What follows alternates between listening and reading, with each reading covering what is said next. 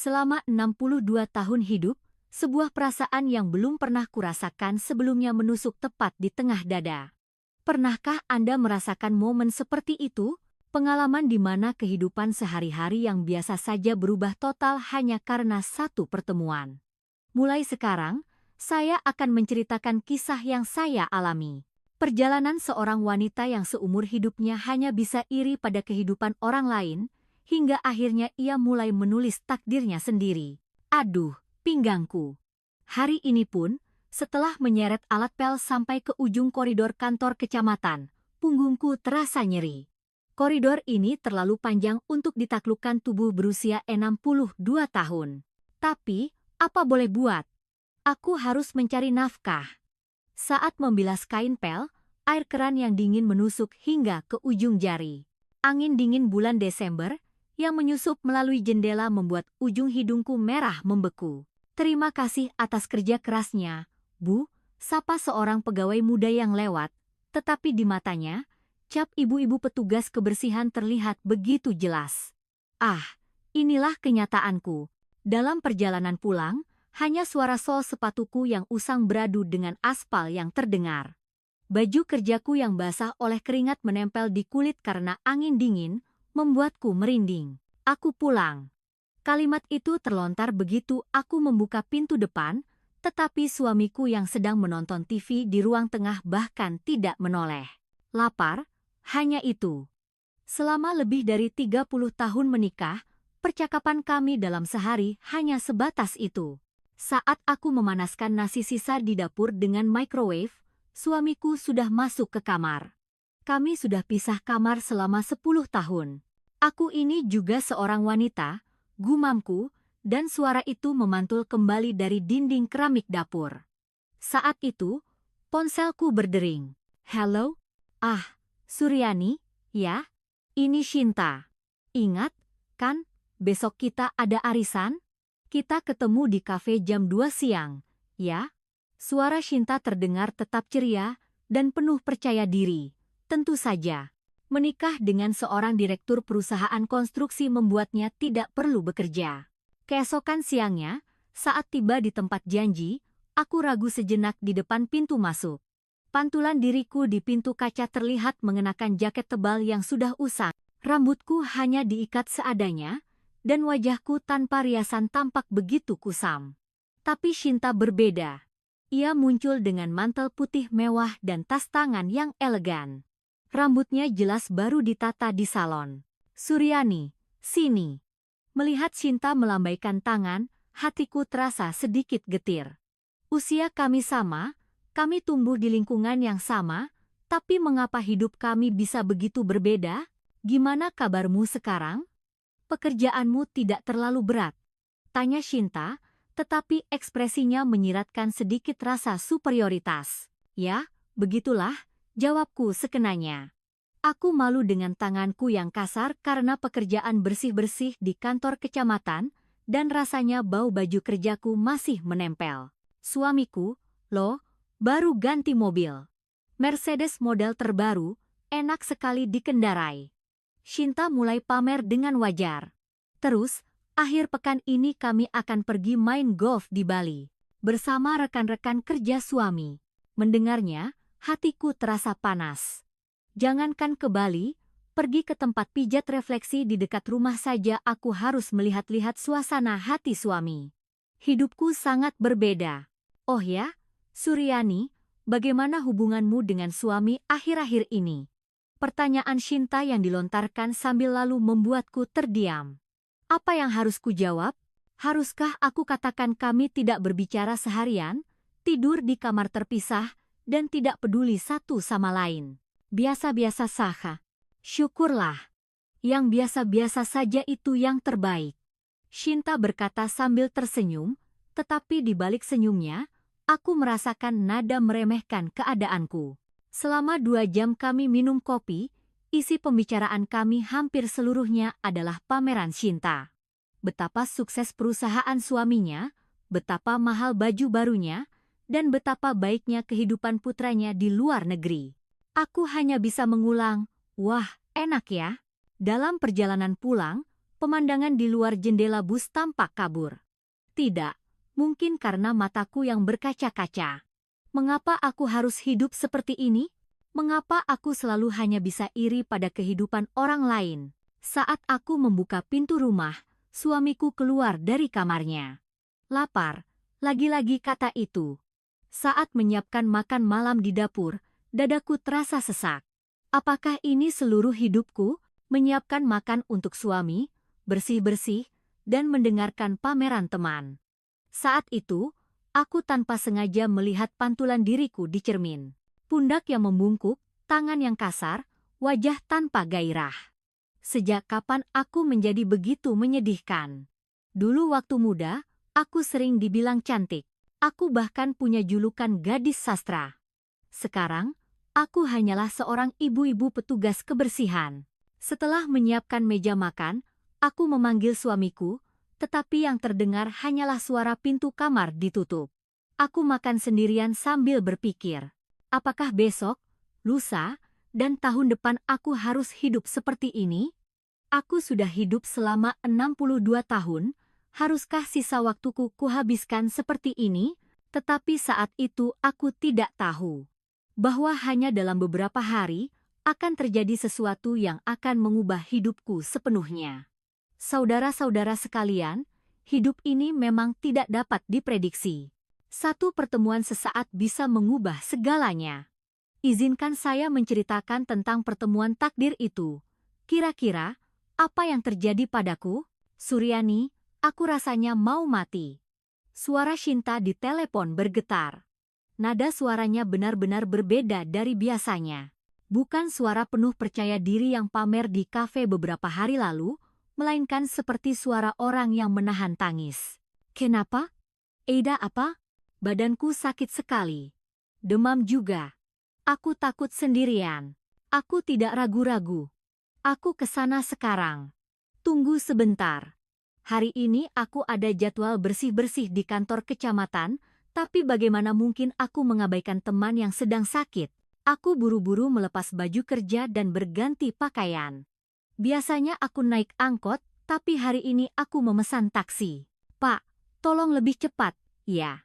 Di dalam taksi, aku terus memikirkan Shinta. Kenapa suaranya begitu bergetar? Rasanya bukan sekadar demam biasa. 30 menit kemudian, aku tiba di depan apartemen Shinta. Jantungku berdebar kencang saat naik lift ke lantai 20 di kompleks apartemen mewah itu. Aku menekan bel, dan pintu terbuka. Suryani. Aku terkejut melihat penampilan Shinta. Rambutnya yang biasanya rapi kini acak-acakan, wajahnya pucat. Aku tidak pernah tahu wajahnya tanpa riasan bisa terlihat begitu lesu. Ya ampun, kamu benar-benar sakit. Cepat masuk. Aku meletakkan tanganku di dahi Shinta yang berbaring di sofa ruang tamu. Benar-benar panas. Sudah minum obat? Sudah, tapi tidak ada efeknya. Aku mengambil handuk basah dari dapur dan meletakkannya di dahi Shinta. Saat handuk dingin itu menyentuh kulitnya, Shinta menghela napas. Terima kasih, Suryani. Terima kasih banyak. Sesama teman, buat apa berterima kasih? Tapi ada yang aneh. Rumah Shinta biasanya selalu rapi, tapi hari ini ruang tamunya berantakan. Selimut tergeletak begitu saja di sofa, dan cangkir kopi juga belum dibereskan. Suamimu kemana? Sedang perjalanan dinas, sudah 3 hari, jawab Shinta dengan suara pelan. Setelah sekitar 30 menit mengganti kompresnya, Shinta tiba-tiba menggenggam tanganku erat. Suryani, aku merasa aneh. Apanya yang aneh? Suamiku. Dia sangat aneh. Mata Shinta mulai berkaca-kaca. Aku bingung. Beberapa hari yang lalu dia begitu membanggakan suaminya, kenapa tiba-tiba jadi begini? Apa maksudmu? Suamimu kenapa? Kamu tidak tahu. Dari luar dia memang terlihat seperti suami yang baik, kan? Shinta bangkit duduk. Tapi wujud aslinya berbeda. Sangat berbeda. Handuk basah jatuh ke lantai, tapi Shinta tidak peduli. Suamiku seperti orang gila. Shinta, ada apa? Dalam sehari dia bisa minta berkali-kali. Pagi buta, Siang hari. Meskipun aku bilang lelah, tidak ada gunanya. Pengakuan Sinta membuatku terdiam. Usianya sudah 65, tapi masih begitu. Malah semakin menjadi-jadi seiring bertambahnya usia. Tapi kamu tidak akan mengerti. Kamu sedih karena suami tidak peduli, kan? Shinta tersenyum getir. Aku sebaliknya. Aku sesak napas karena terlalu banyak perhatian. Aku tidak tahu harus berkata apa. Perkataan Shinta benar. Aku tidak bisa memahaminya. Bagiku, yang haus akan perhatian suami, kondisi Shinta tampak membuatku iri. Setiap malam aku merasa takut. Kapan lagi dia akan masuk ke kamarku? Shinta gemetar. Aku ingin mengunci pintu, tapi tidak bisa. Pura-pura sakit pun tidak ada gunanya. Beberapa hari lalu, aku menolak sambil menangis, tapi dia malah marah. Katanya, dia yang mencari uang, kenapa aku tidak mau melakukan tugasku sebagai istri? Air mata Shinta mengalir di pipinya. Suryani, aku harus bagaimana? Aku ingin cerai, tapi aku tidak bisa melakukan apa-apa. Aku tidak punya uang. Aku memeluk Shinta erat. Tapi di satu sudut hatiku, perasaan rumit muncul. Setidaknya suamimu menginginkanmu. Pikiran itu melintas begitu saja. Tentu aku memahami penderitaan Shinta. Dipaksa adalah hal yang mengerikan. Tapi dari posisiku, bukankah itu lebih baik daripada suami yang sudah lebih dari 10 tahun pisah kamar? Meskipun hanya kupikirkan dalam hati, pikiran itu membuatku semakin tertekan. Hanya kamu yang bisa mendengarkan ceritaku. Aku tidak bisa menceritakannya pada orang lain. Tentu saja. Kita sudah berteman berapa lama? Aku menghiburnya, tapi hatiku terasa berat. Shinta menderita karena perhatian suaminya yang berlebihan, sementara aku menderita karena ketidakpedulian suamiku. Usia yang sama, sama-sama perempuan, mengapa kami memiliki masalah yang begitu berbeda? Aku menemani Shinta sampai matahari mulai terbenam. Demamnya sudah banyak turun, dan wajahnya sedikit lebih segar. Suryani, terima kasih banyak. Berkat kamu, aku merasa jauh lebih baik. Kapanpun kamu butuh, telepon saja, ya? Iya, terima kasih. Dalam perjalanan pulang di dalam bus, aku terus berpikir. Ternyata Shinta yang selalu kuirikan juga punya penderitaannya sendiri. Kehidupan yang tampak sempurna dari luar, isinya bisa saja berbeda. Tapi tetap saja, aku masih merasa haus. Setidaknya Shinta punya seseorang di sisinya yang menginginkannya, meskipun itu memberatkan. Sementara aku, bahkan tidak punya orang seperti itu. Sesampainya di rumah, suamiku sudah berada di dalam kamarnya. Di atas meja ruang tamu, hanya ada mangkuk kosong. Sepertinya dia makan mie instan sendirian. Aku pulang. Tidak ada jawaban. Sambil mencuci piring di dapur, aku berpikir. Setelah mendengar pengakuan Shinta, kenyataanku justru terasa lebih jelas. Aku benar-benar seperti manusia tak kasat mata. Ada, tapi seperti tiada. Malam itu, sebelum tidur, aku menatap cermin. Wajah seorang wanita berusia 62 tahun ada di sana. Sejak kapan aku kehilangan gairah hidup seperti ini? Sejak kapan di mata suamiku aku bukan lagi seorang wanita, melainkan hanya orang yang mengerjakan pekerjaan rumah? Aku menarik selimut, tetapi tidak bisa tidur. Wajah Shinta yang berlinang air mata terus terbayang. Dan pada saat yang sama, rasa iri juga muncul. Setidaknya Shinta diperlakukan sebagai seorang wanita. Aku ini apa? Sambil memikirkan itu, aku terus berguling-guling hingga fajar menyingsing. Bagaimana dengan Anda? Pernahkah Anda mengalami, setelah mengetahui wujud asli seseorang yang Anda irikan, justru kenyataan Anda sendiri terasa lebih menyedihkan? Izinkan saya menceritakan bagaimana rasa putus asa itu membawaku ke dalam kesepian yang lebih dalam. Tapi saat itu aku tidak tahu bahwa di ujung kesepian itu, sebuah pertemuan tak terduga telah menanti. Malam itu aku tidak bisa tidur dan akhirnya bangun pada pukul 4 pagi. Pengakuan Shinta terus berputar di kepalaku. Aku duduk di sofa ruang tamu dan menatap ke arah kamar tidur suamiku. Dari balik pintu, terdengar suara dengkurannya. Begitu dalam, begitu nyenyak. Sejak kapan dinding ini muncul di antara kami? Pukul 6 pagi, terdengar suara suamiku bangun. Biasanya aku akan bangun dan menyiapkan sarapan, tapi hari ini aku tetap duduk di sofa. Suamiku keluar ke dapur, nasinya ada di rice cooker, lauknya di kulkas. Kalau mau, goreng telur saja sendiri. Untuk pertama kalinya aku berkata seperti itu. Suamiku menatapku sejenak, lalu membuka kulkas. Terdengar suara canggungnya memecahkan telur.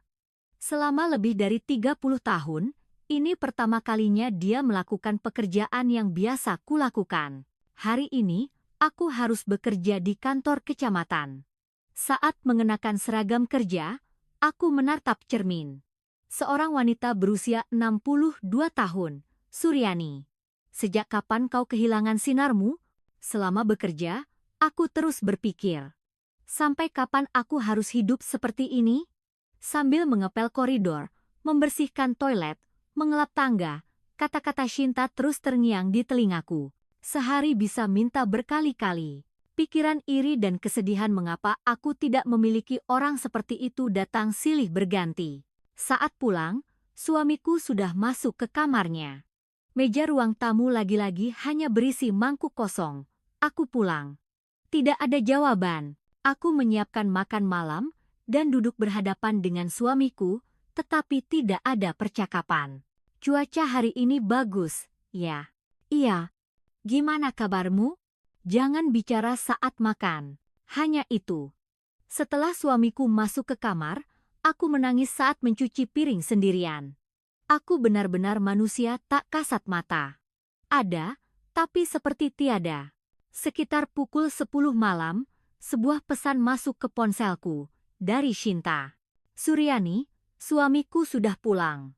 Baru sampai, belum lepas tas, langsung.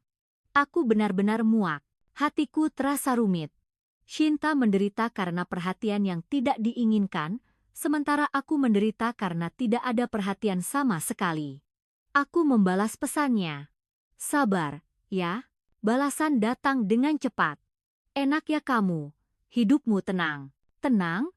Apakah ini yang disebut tenang? Keadaan yang seperti mati ini? Aku ingin membalas, tapi kurungkan. Aku tidak tahu harus menulis apa. Malam itu, sebelum tidur, aku menatap cermin. Wajah seorang wanita berusia 62 tahun. Tapi hari ini, entah kenapa terlihat berbeda. Apakah ada sorot mata penuh kerinduan di sana? Suryani, kamu juga seorang wanita, kataku pada diri sendiri. Betapapun menderitanya Shinta, setidaknya dia punya seseorang yang menginginkannya. Aku? Aku bahkan tidak punya itu. Sejak kapan aku menjadi sekering ini? Sejak kapan di mata suamiku aku bukan lagi seorang wanita, melainkan hanya orang yang mengerjakan pekerjaan rumah. Aku menarik selimut, tetapi tidak bisa tidur. Sesuatu bergejolak di dalam dadaku. Perasaan yang sudah lama tertidur sepertinya mulai bangkit. Aku juga ingin hidup sebagai seorang wanita. Aku ingin seseorang melihatku sebagai seorang wanita. Keinginan yang begitu kuat mulai tumbuh. Pernahkah Anda merasakan momen seperti itu? Momen ketika hidup terasa begitu kering sehingga Anda mendambakan sebuah perubahan. Izinkan saya menceritakan bagaimana keinginan saya itu menjadi kenyataan. Dengan cara yang benar-benar tak terduga. Beberapa hari berlalu. Tidak ada kabar dari Shinta. Biasanya dia menelepon selang sehari, tapi kali ini tidak. Aku mulai khawatir. Hari ini Sabtu, jadi aku libur kerja, dan suamiku sudah pergi memancing sejak subuh. Shinta, kamu baik-baik saja. Aku mengirim pesan, tapi tidak ada balasan. Aku menunggu sampai siang, lalu mencoba menelepon. Hanya nada sambung yang panjang. Ada yang aneh. Shinta bukan tipe orang yang tidak mengangkat telepon. Apa mungkin masalahnya dengan suaminya semakin parah? Kekhawatiranku memuncak. Pukul 3 sore, karena tidak tahan lagi, aku pergi ke rumah Shinta. Aku tiba di kompleks apartemen, naik lift ke lantai 20. Aku menekan bel. Sekali, dua kali. Tidak ada jawaban. Apa dia tidak di rumah? Tapi saat ku tempelkan telinga ke pintu, terdengar suara TV. Jelas ada orang di dalam. Shinta. Ini aku, Suryani. Aku memanggil dengan suara sedikit lebih keras. Tiba-tiba, terdengar suara kunci pintu dibuka. Pintu terbuka, tapi bukan Shinta. Seorang pria tinggi dengan bahu lebar berdiri di sana. Suami Shinta, Pak Baskoro. Selamat sore, Pak. Aku menyapa dengan canggung. Ini pertama kalinya aku melihat suami Shinta dari dekat. Kudengar usianya 65, tapi dia terlihat jauh lebih muda. Rambutnya yang mulai memutih tertata rapi, dan postur tubuhnya tegap. Yang terpenting, sorot matanya berbeda. Sangat berbeda dari mata suamiku yang lesu. Oh, Ibu Suryani. Shinta sering cerita tentang ibu. Suara Pak Baskoro rendah dan berwibawa. Apakah Shinta ada di rumah? Dia pergi ke acara golf. Berangkat pagi-pagi sekali, mungkin pulangnya larut malam. Oh, begitu ya? Saat aku hendak berbalik, Pak Baskoro berkata, sudah jauh-jauh datang, silakan masuk dulu minum teh. Ibu bisa menunggu Shinta sampai pulang. Tidak usah, Pak. Tidak apa-apa. Cuaca dingin, dan ibu datang dari jauh. Pak Baskoro membuka pintu lebar-lebar. Sulit untuk menolak, jadi aku masuk. Ruang tamunya sangat rapi. Berbeda dengan saat Shinta sakit beberapa hari lalu, semuanya tertata dengan baik. Mau kopi? Boleh, Pak. Terima kasih. Sambil menunggu di sofa, aku mengamati Pak Baskoro. Bahkan di dalam rumah, dia mengenakan kemeja yang rapi. Gerak-geriknya santai dan penuh percaya diri. Benar-benar berbeda dari suamiku. Silakan. Pak Baskoro meletakkan secangkir kopi di depanku, lalu duduk di sofa seberang.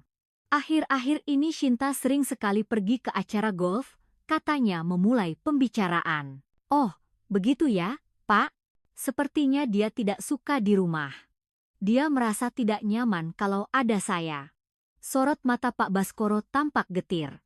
Sejujurnya, hubungan kami sedang tidak baik. Kenapa dia menceritakan ini padaku? Aku merasa canggung. Mungkin, terlalu mencintai istri itu sebuah dosa. Lanjutnya, suaranya terdengar tulus. Sejak muda, selama lebih dari 30 tahun saya mencintainya, tapi semakin tua, rasa itu semakin kuat. Aku terdiam. Bagi pria ini, itu adalah cinta sejati. Bagaimana dengan Ibu Suryani? Hubungan dengan suami baik-baik saja? Pertanyaan mendadak itu membuatku terkejut. Shinta pernah cerita. Suami ibu orangnya pendiam. Apa yang harus kujawab? Iya, Pak. Beliau tidak banyak bicara. Pasti ibu merasa sangat kesepian, ya. Cara Pak Baskoro menatapku berubah. Bukan lagi tatapan kasihan, melainkan tatapan penuh pengertian. Saya juga kesepian. Setiap kali Shinta menghindari saya. Ternyata dalam pernikahan pun, jika keinginan masing-masing berbeda, bisa sangat sepi rasanya. Kata-kata Pak Baskoro membuat hatiku terenyuh. Benar, itulah yang terjadi. Suamiku dan aku berada dalam kondisi seperti itu. Keinginan kami benar-benar berbeda. Ibu Suryani juga begitu, kan? Ada semacam dahaga, bukan? Tanya Pak Baskoro hati-hati. Dahaga? Itu adalah kata yang tepat. Kata yang bisa menggambarkan hatiku yang seperti padang pasir kering. Aku hendak mulai bicara, tapi tenggorokanku tercekat. Kalau sulit, tidak perlu diceritakan, katanya lembut. Tapi anehnya, aku ingin bercerita. Cerita yang selama lebih dari 10 tahun tidak pernah kubagikan pada siapapun. Suami saya tidak punya ketertarikan pada saya. Sudah berapa lama? Kami pisah kamar sejak 10 tahun lalu. Hampir tidak pernah bicara. Saat menceritakannya, mataku berkaca-kaca. Pasti berat sekali untuk ibu. Suara Pak Baskoro menjadi lebih lembut. Keinginan untuk diakui sebagai seorang wanita, saya mengerti perasaan itu. Seketika, hatiku tersentak. Diakui sebagai seorang wanita, ya. Itulah yang kuinginkan. Ibu Suryani masih seorang wanita yang sangat menarik. Pak Baskoro menatap lurus ke mataku. Suami ibu saja yang tidak menyadarinya. Jantungku mulai berdebar kencang. Kapan terakhir kali seseorang menyebutku wanita yang menarik? Saya hanya wanita biasa. Sama sekali tidak biasa. Pak Baskoro bangkit dari sofa dan pindah ke sebelahku. Shinta selalu bilang, Suryani itu hatinya sangat baik. Jarak kami yang semakin dekat membuat napasku sesak. Ini pertama kalinya aku berada dalam situasi seperti ini. Dan sekarang, setelah saya lihat sendiri, ibu memang sangat cantik. Tangan Pak Baskoro menyentuh bahuku dengan lembut. Rasanya seperti ada aliran listrik. Saya, tenang saja. Saya tidak akan melakukan apa-apa. Tapi sorot matanya berkata lain. Dia melihatku sebagai seorang wanita. Selama 62 tahun hidup, kapan terakhir kali aku menerima tatapan seperti ini? Jantungku berdebar seperti orang gila. Hanya suara detik jam yang terdengar. Saudara sekalian, pernahkah Anda mengalami momen seperti ini? Momen yang mungkin hanya datang sekali seumur hidup. Tahukah Anda pilihan apa yang saya buat saat itu? Di saat semua yang terpendam selama 62 tahun hendak meledak. Ibu Suryani, Anda berhak untuk dicintai. Kata-kata itu seolah memutus tali akal sehat terakhirku. Selama 62 tahun, aku belum pernah mendengar kata-kata itu. Berhak untuk dicintai, benarkah? Tapi, Shinta tidak akan tahu. Ini akan menjadi rahasia kita. Kata rahasia membuat jantungku berdebar. Bukan dalam artian buruk, tapi seperti sebuah kegembiraan bahwa sesuatu yang istimewa akan terjadi. Saya tidak tahu harus bagaimana. Tidak perlu melakukan apa-apa. Biarkan mengalir secara alami. Tangan Pak Baskoro dengan lembut membelai rambutku. Karena Anda sudah sangat indah. Pada saat itu, sesuatu yang telah membeku selama 62 tahun mulai mencair. Diriku sebagai seorang wanita. Bukan sebagai istri, bukan sebagai ibu, bukan sebagai petugas kebersihan, tapi hanya sebagai seorang wanita. Suryani. Suara Pak Baskoro menjadi lebih manis. Saya ingin menunjukkan betapa berharganya diri Anda. Orang yang berharga, aku. Dadaku terasa mau meledak. Ruang tamu itu sunyi. Hanya napas kami berdua dan detak jantung yang terdengar. Di luar jendela, matahari mulai terbenam. Semburat merah senja mewarnai ruang tamu. Suryani, Anda tidak apa-apa? Tanya Pak Baskoro hati-hati. Aku mengangguk. Aku takut, tapi pada saat yang sama, aku sangat menginginkannya. Aku merasa jika aku melewatkan momen ini, kesempatan seperti ini tidak akan datang lagi. Momen untuk menjadi wanita sejati untuk pertama kalinya dalam 62 tahun. Saat emosi yang terpendam seumur hidup meledak dalam satu waktu, ruang tamu itu hening. Suryani, suaranya merendah. Anda benar-benar tidak apa-apa. Aku mengangguk. Aku takut, tapi aku tidak ingin berhenti. Aku tidak ingin kehilangan getaran yang baru pertama kali kurasakan dalam 62 tahun ini. Pelan-pelan saja, kata Pak Baskoro sambil menggenggam tanganku lebih erat. Anda sungguh cantik. Kata-kata itu membuat hatiku menghangat. Saya belum pernah seperti ini. Wajah Pak Baskoro semakin mendekat, hingga aku bisa merasakan napasnya. Wanita seperti Anda tidak seharusnya merasa kesepian seperti ini. Tangannya perlahan membelai pipiku. Lembut dan hangat. Sangat berbeda dari sentuhan suamiku yang kasar. Orang sehangat ini tidak seharusnya diperlakukan sedingin ini, bisik Pak Baskoro. Waktu terasa berhenti. Suryani, iya, saya ingin membuat Anda bahagia. Saat itu, Pak Baskoro menciumku. Aku merasa seperti akan gila. Sesuatu di bagian bawah tubuhku berkedut, rasanya seperti mengembang. Selama 62 tahun hidup, Pernahkah aku merasakan emosi seperti ini? Dadaku serasa mau meledak. Tubuhku gemetar. Tapi, aku tidak membencinya. Justru, aku menginginkan lebih. Bagaimana? Tanya Pak Baskoro hati-hati. Aku tidak bisa berkata-kata. Terlalu mengejutkan, terlalu baru, dan terlalu manis. Anda takut?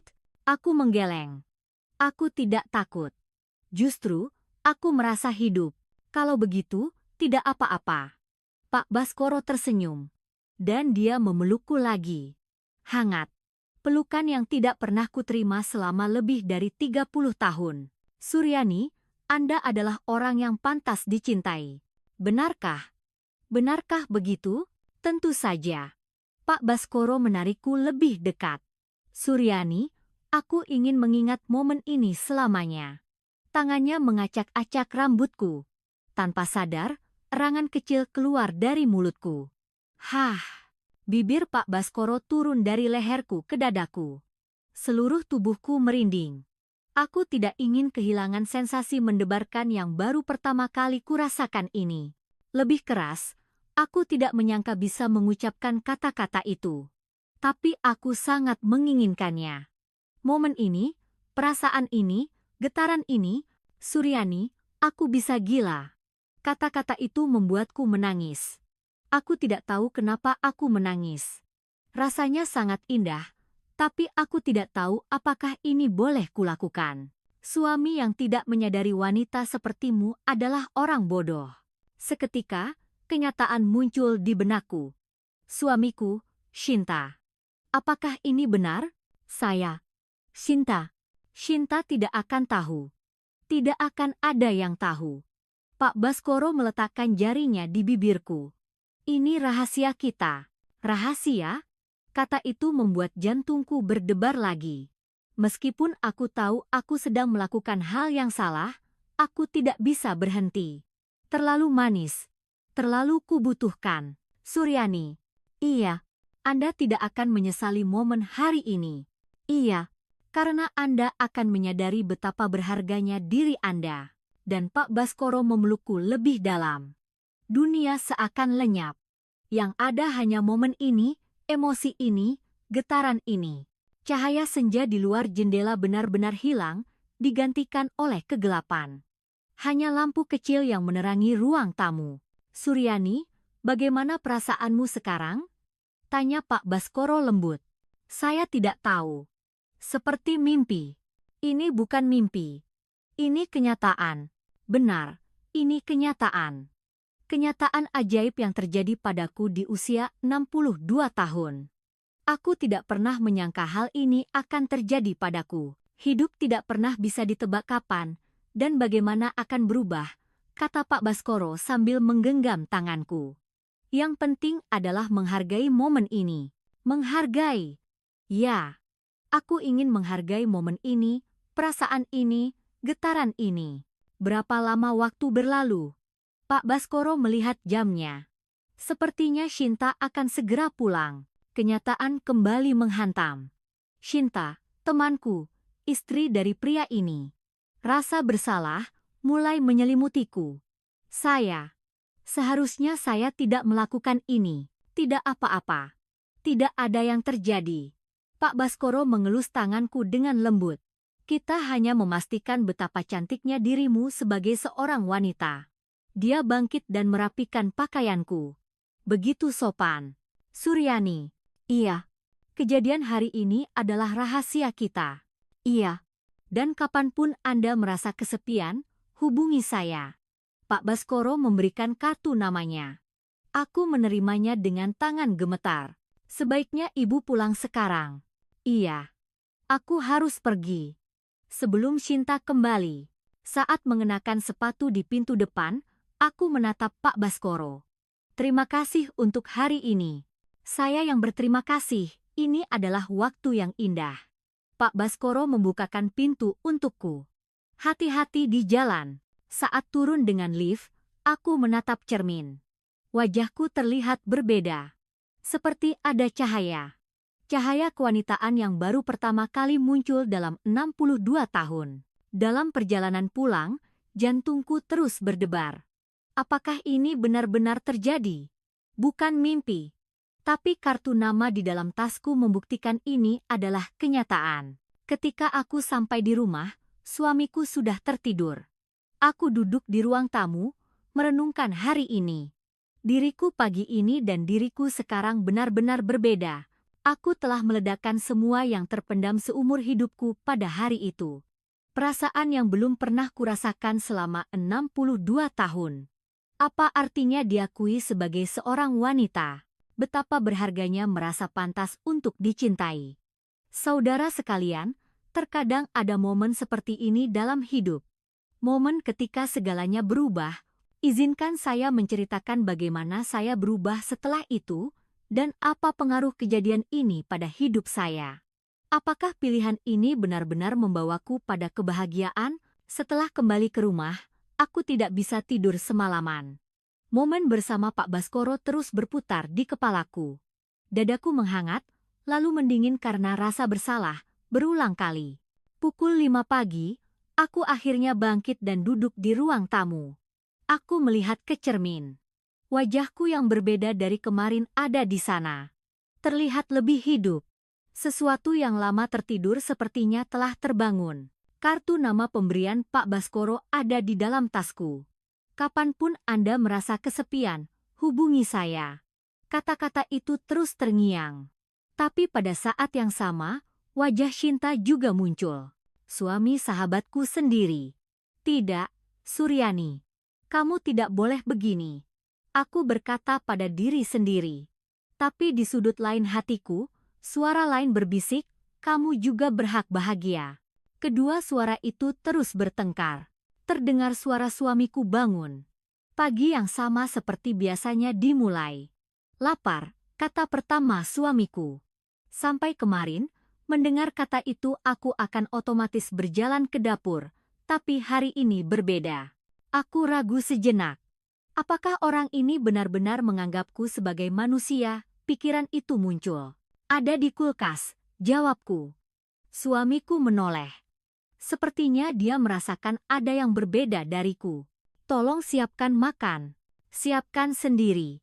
Kenapa tiba-tiba begini? Suamiku tampak bingung.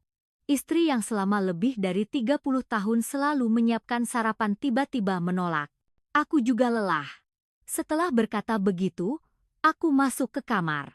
Terdengar suamiku menggerutu, tapi aku tidak peduli. Suryani yang kemarin dan Suryani yang hari ini berbeda. Suryani yang telah diberitahu seseorang bahwa dirinya berharga. Sore harinya, saat bekerja di kantor kecamatan, aku terus berpikir. Sambil mengepel koridor, membersihkan toilet, suara Pak Baskoro terus terngiang. Anda cantik. Anda berhak dicintai. Dadaku menghangat. Setelah selesai bekerja, aku memeriksa ponsel. Ada pesan dari Shinta. Suryani, kemarin kamu datang ke rumah ya? Suamiku yang bilang. Terima kasih.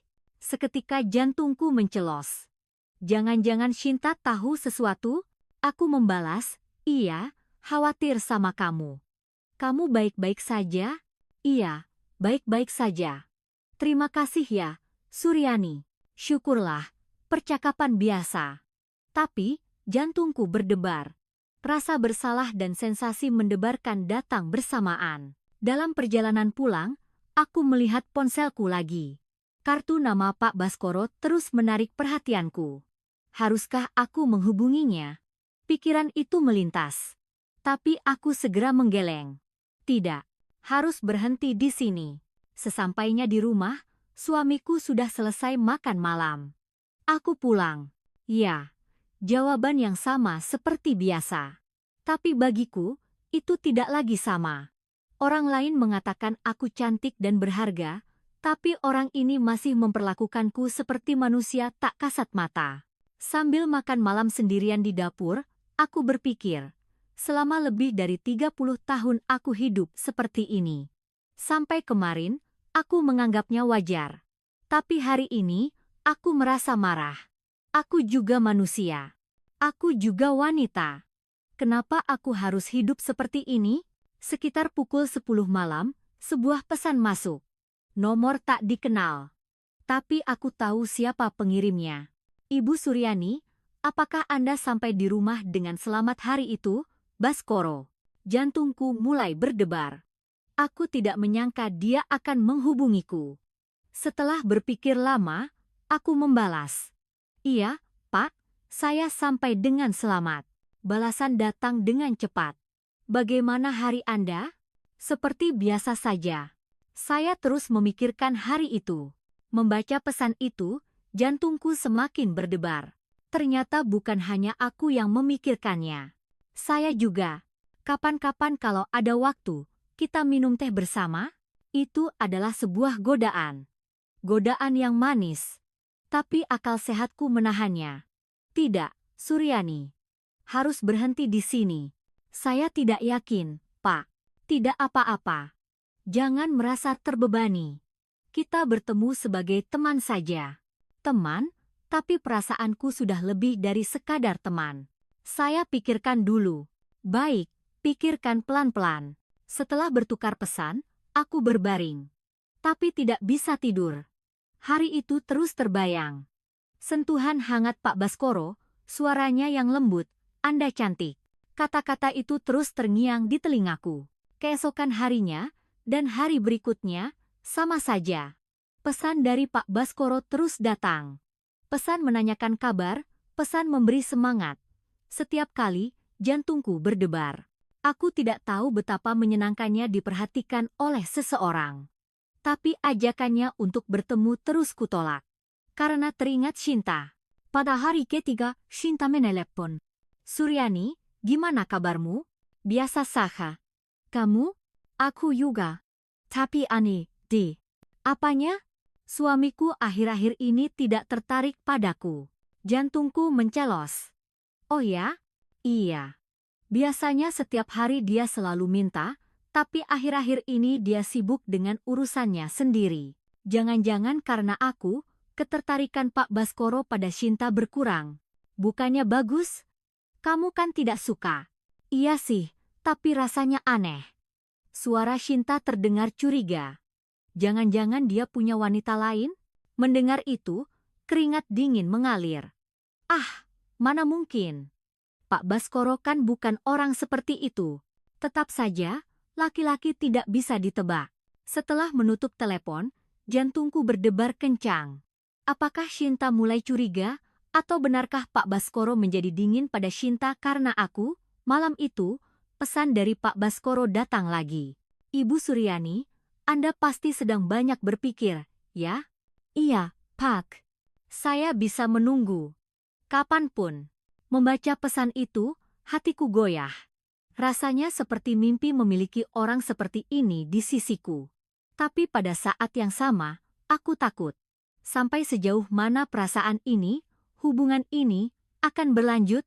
Pernahkah Anda mengalami hal seperti itu? Perasaan yang terus menarik meskipun Anda tahu itu salah. Apakah saya bisa menolak godaan ini? Seminggu berlalu. Pesan dari Pak Baskoro terus datang, tapi aku tidak menemuinya. Namun selama seminggu itu, perubahan besar terjadi dalam diriku. Setiap kali melihat cermin, aku melihat orang yang berbeda. Bukan lagi ibu-ibu petugas kebersihan yang kusam, melainkan seorang wanita, dan aku sadar. Bertemu atau tidak dengan Pak Baskoro, aku sudah berubah. Suatu sore, setelah selesai bekerja, aku membuat keputusan. Aku harus bertemu Pak Baskoro. Tapi dengan alasan yang berbeda dari yang mungkin dia pikirkan. Aku mengirim pesan. Kapan Bapak ada waktu, kita bertemu. Ada yang ingin saya bicarakan. Balasan datang dengan cepat. Kapan saja saya bisa. Bagaimana kalau malam ini? Baik, kami sepakat bertemu di sebuah kafe. Bukan di dekat apartemen Shinta, tapi di wilayah lain. Pukul 7 malam, aku tiba di kafe. Pak Baskoro sudah ada di sana. Ibu Suryani, lama tidak bertemu. Iya, Pak. Selamat malam. Aku duduk, memesan kopi, dan kami berhadapan. Mata Pak Baskoro penuh dengan harapan. Mungkin dia berpikir aku telah berubah pikiran. Bagaimana kabar ibu selama ini? Saya banyak berpikir. itulah sebabnya ibu mengajak bertemu hari ini, ya? Pak Baskoro tersenyum. Iya, Pak. Tapi, saat aku hendak bicara, Pak Baskoro mendahului. Suryani, saya senang sekali. Anda akhirnya membuka hati. Pak Baskoro, tolong dengarkan saya dulu. Iya, silakan. Sepertinya kita tidak bisa bertemu lagi. Ekspresi Pak Baskoro menegang. Kenapa? Apa saya melakukan kesalahan? Tidak, Bapak tidak salah. Aku berkata dengan tenang. Justru saya berterima kasih. Bapak telah membuat saya menyadari sesuatu yang berharga. Maksud ibu, selama ini saya hanya iri pada kehidupan orang lain. Iri pada Shinta, iri pada orang lain. Pak Baskoro mendengarkan dengan tenang, tapi setelah bertemu Bapak, saya sadar bahwa saya juga orang yang berhak dicintai. Benar. Karena itu, marilah bersama saya. Tidak, aku menggeleng. Yang saya temukan bukanlah Bapak, tapi diri saya sendiri. Pak Baskoro tampak bingung. Suryani, selama 62 tahun, saya tidak pernah benar-benar menjalani hidup saya sendiri. Selalu sebagai istri, sebagai ibu, selalu hidup dengan memperhatikan pandangan orang lain. Aku menyesap kopi sejenak, lalu melanjutkan. Tapi setelah melewati waktu itu dengan Bapak, saya sadar bahwa saya juga bisa menjadi tokoh utama dalam hidup saya. Kalau begitu, mari kita mulai awal yang baru bersama. Tidak, saya akan melakukannya sendiri. Wajah Pak Baskoro menunjukkan kekecewaan. Pak Baskoro, terima kasih. Sungguh, terima kasih. Tapi sekarang, saya ingin menempuh jalan saya sendiri, tanpa bergantung pada siapapun, dengan kekuatan saya sendiri. Pak Baskoro menghela napas. Sayang sekali. Saya juga merasa begitu. Tapi saya rasa ini yang terbaik, aku bangkit berdiri. Dan tolong, jaga Shinta baik-baik. Dia juga seorang wanita yang ingin dicintai. Hanya saja caranya berbeda. Pak Baskoro mengangguk. Saya akan menghargai pilihan Ibu Suryani. Terima kasih. Saat keluar dari kafe, hatiku terasa lega. Aku yakin telah membuat pilihan yang benar. Dalam perjalanan pulang, tiba-tiba aku berpikir, sekarang, apa yang harus kulakukan? Bukan Pak Baskoro, bukan juga bergantung pada suami. Aku benar-benar ingin melakukan sesuatu dengan kekuatanku sendiri. Sesampainya di rumah, aku membuka laci. Ada buku tabungan yang diam-diam kukumpulkan, uang yang diberikan anakku untuk digunakan saat aku butuh. Uang yang kukumpulkan sedikit demi sedikit selama lebih dari 10 tahun. Aku hanya mengambil sebagian kecil. Maaf ya, nak, ibu pinjam sedikit, gumamku dalam hati sambil mengeluarkan buku tabungan itu. Keesokan paginya, aku pergi ke bank dan mencairkan tabunganku. Lalu, tanpa tujuan, aku naik bus dan pergi ke pantai. Untuk pertama kalinya dalam hidupku, aku berlibur sendirian. Aku memilih sebuah desa pesisir yang tenang.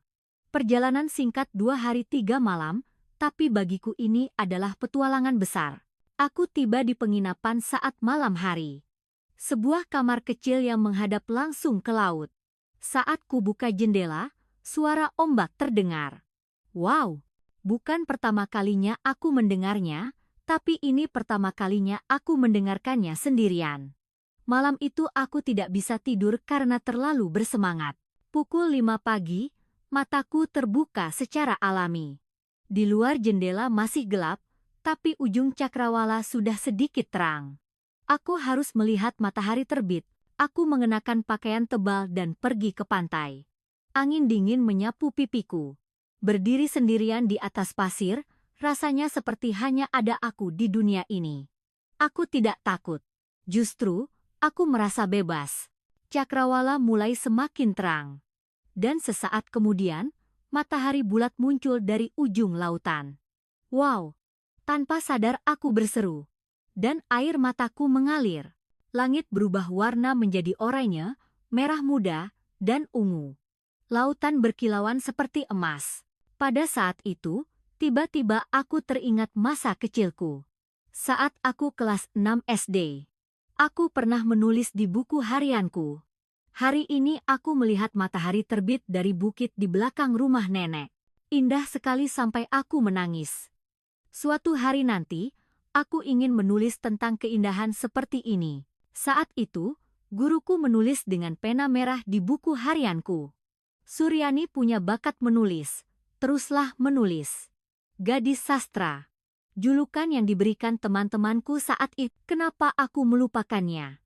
Kenapa aku menyerah? Melihat matahari terbit, air mataku mengalir deras. Air mata bahagia.